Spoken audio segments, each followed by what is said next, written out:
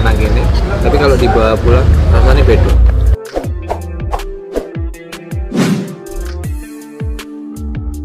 Ciri-ciri tempat makan yang ada pesugihannya itu kayak gimana?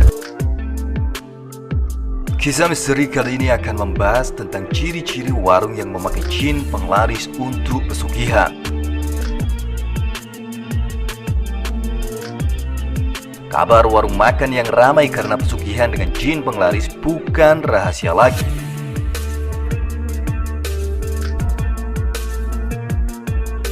Sampai saat ini diyakini masih ada sejumlah tempat yang tetap mengandalkan pesugihan dalam mencari pelanggan.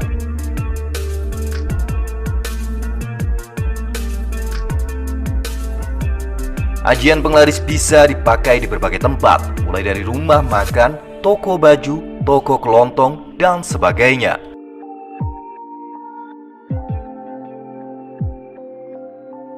Sesuai dengan namanya, keberadaan jin pada ajian pelaris membantu agar suatu toko atau tempat usaha memiliki banyak pembeli.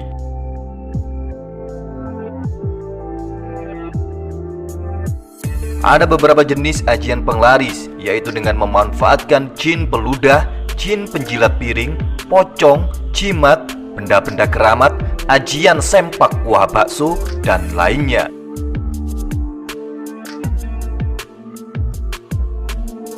Cara kerja jin peludah adalah dengan meludahi setiap piring yang berisi makanan. Sementara itu, jin penjilat baru akan menjilat jika piringnya sudah dicuci terlebih dahulu. Tujuan keduanya ialah agar makanan itu terasa enak.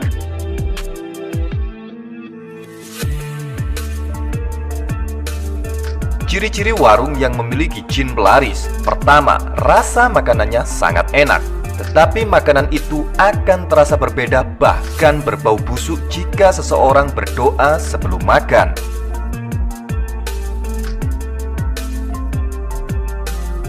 Yang kedua, tempat usahanya kotor, namun banyak orang yang tetap ingin makan di sana.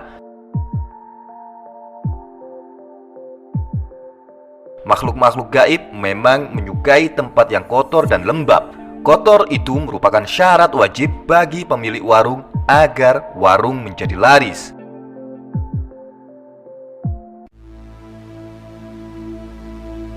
Yang ketiga, ada ruangan terlarang.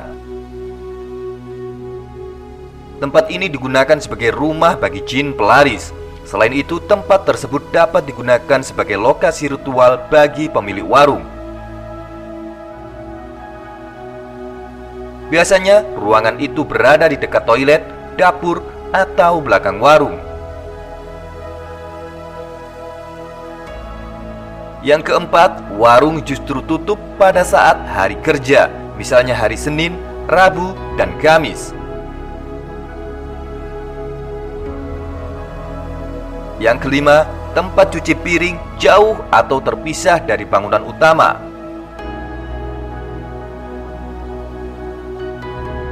Persyaratan tersebut tidak begitu aneh, namun tidak ada salahnya untuk merasa saling curiga.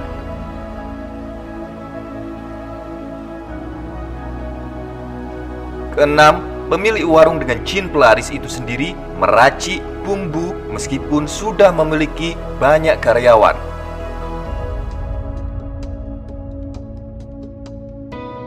Selain itu, dia juga menangani langsung perhitungan uang atau menempati posisi sebagai kasir.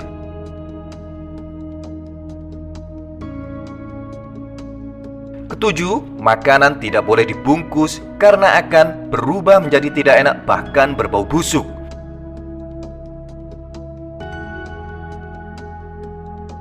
Karena kekuatan magis penglaris hilang saat melewati jembatan ataupun perempatan jalan.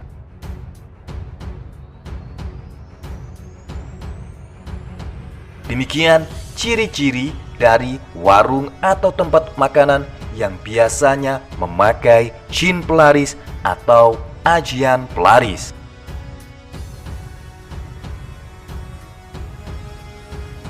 Ada satu hal apabila kita makan di tempat bakso, selalu curiga karena ada ajian sempak, bekas dari pemilik tempat usaha yang dimasukkan ke dalam adonan kue bakso.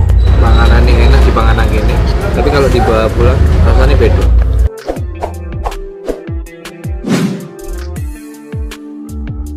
Ciri-ciri tempat makan yang ada pesugihannya itu kayak gimana?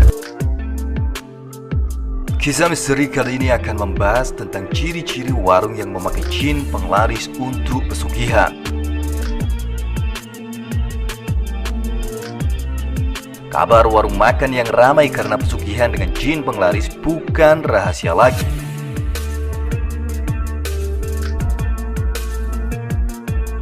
Sampai saat ini diyakini masih ada sejumlah tempat yang tetap mengandalkan pesugihan dalam mencari pelanggan.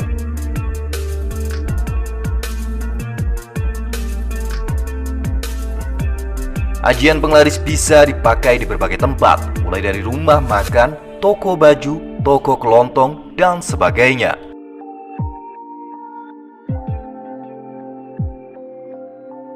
Sesuai dengan namanya, keberadaan jin pada ajian penglaris membantu agar suatu toko atau tempat usaha memiliki banyak pembeli.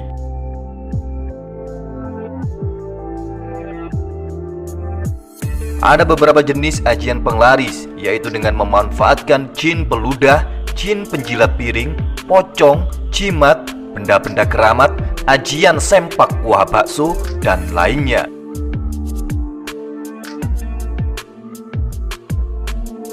Cara kerja jin peludah adalah dengan meludahi setiap piring yang berisi makanan. Sementara itu, jin penjilat baru akan menjilat jika piringnya sudah dicuci terlebih dahulu. Tujuan keduanya ialah agar makanan itu terasa enak.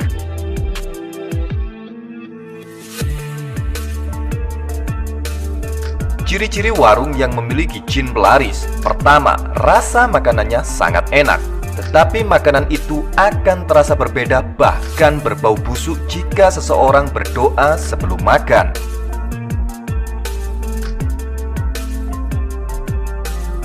Yang kedua, tempat usahanya kotor, namun banyak orang yang tetap ingin makan di sana. Makhluk-makhluk gaib memang menyukai tempat yang kotor dan lembab. Kotor itu merupakan syarat wajib bagi pemilik warung agar warung menjadi laris.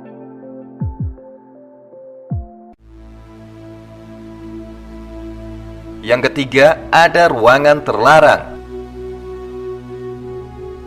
Tempat ini digunakan sebagai rumah bagi jin pelaris. Selain itu, tempat tersebut dapat digunakan sebagai lokasi ritual bagi pemilik warung. Biasanya, ruangan itu berada di dekat toilet, dapur, atau belakang warung. Yang keempat, warung justru tutup pada saat hari kerja, misalnya hari Senin, Rabu, dan Kamis. Yang kelima, tempat cuci piring jauh atau terpisah dari bangunan utama.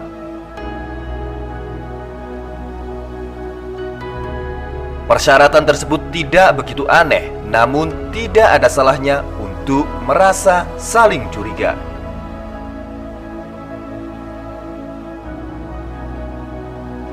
Keenam, pemilik warung dengan jin pelaris itu sendiri meracik bumbu meskipun sudah memiliki banyak karyawan.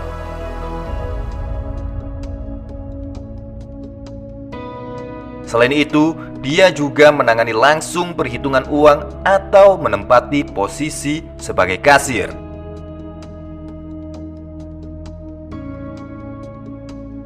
Ketujuh, makanan tidak boleh dibungkus karena akan berubah menjadi tidak enak, bahkan berbau busuk.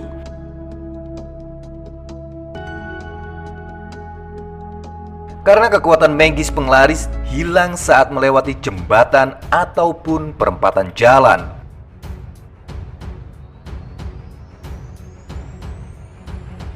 Demikian ciri-ciri dari warung atau tempat makanan yang biasanya memakai jin pelaris atau ajian pelaris.